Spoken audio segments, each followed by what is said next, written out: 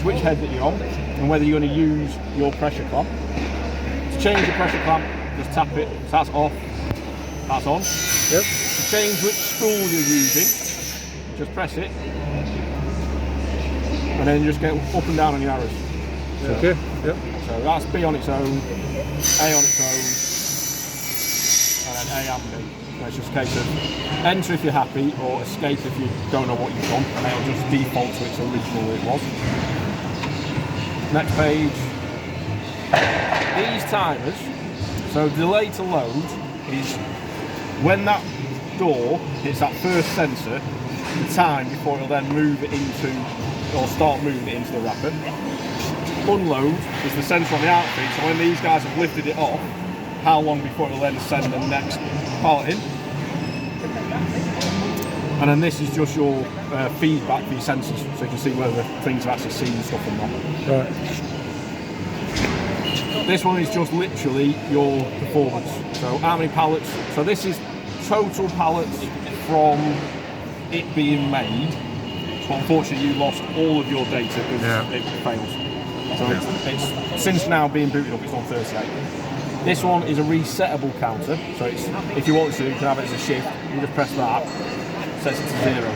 So that button there, just resets that.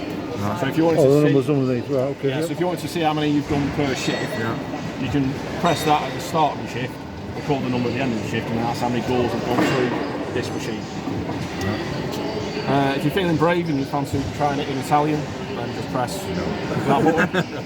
If you come to it and it's in Italian, then you're just looking for that icon there. Just keep pressing it until you see GB.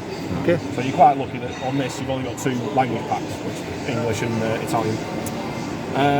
If you want to change any passwords, it's that one. So, I think you know the password anyway. 002, yeah.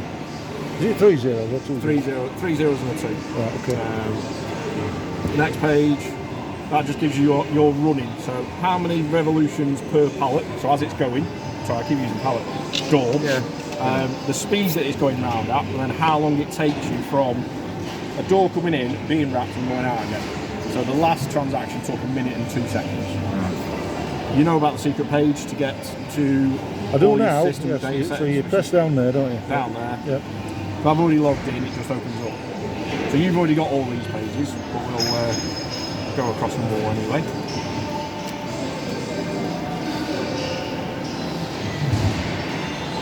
And these are all basically the menu systems which tell it what it actually is and what it's doing. You've only got 6 pages. So these are what we're missing yesterday? Yeah. So the other bit that you were missing, so to then look at our wrap program, we press this big button, and this is wrap program 1 now. So you didn't have any information in here. So first off, we choose whether we want to be a wrap program or a no wrap. How many revolutions you want to do at the leading edge of your door and the tail edge of your door. So if you want a bit more at the bottom, then just increase to that one.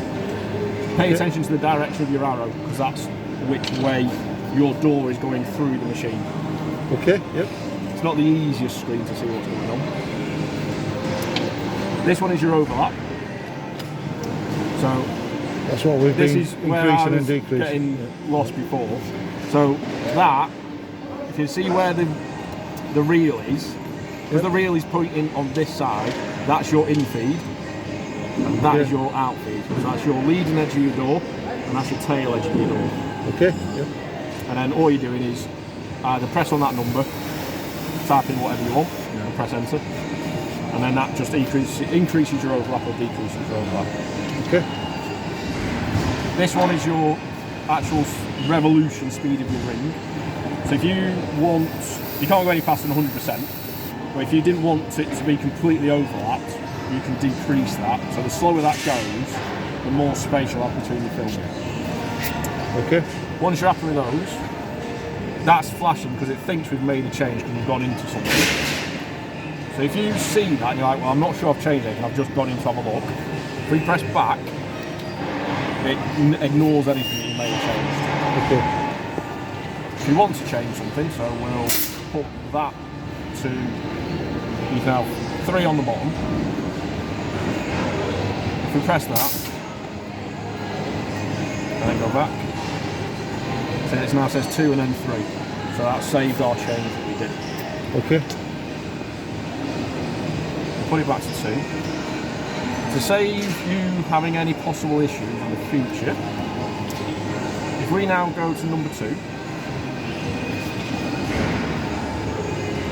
so normally I press that to load so we can see what was in number 2. Yep. If I press this now, I'll save 1 into 2. Yeah. So now program 2 is exactly the same as program 1. And if we do that, so you've got 15 in total.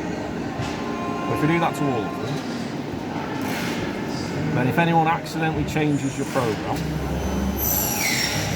you know it's going to have some value in it.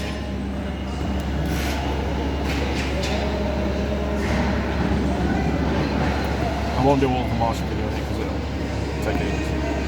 Okay, yeah.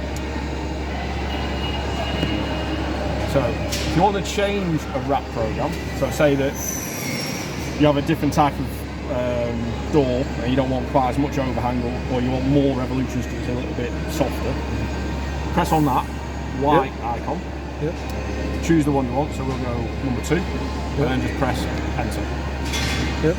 So now, that's not changed, because it's the next time that in-feed sensor is broken, that's when it loads in the next program. But that's all you do to change it. Alright, And that's your HMI. So what you're after before, the reset, clear any alarms that you may have first. So press once to clear any alarms. Go into manual. If you press and hold it down now, you'll see that that will change.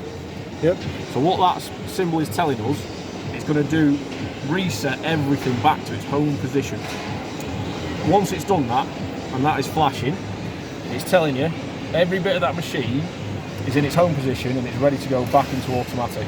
So just take your finger off, flick it into auto, and start.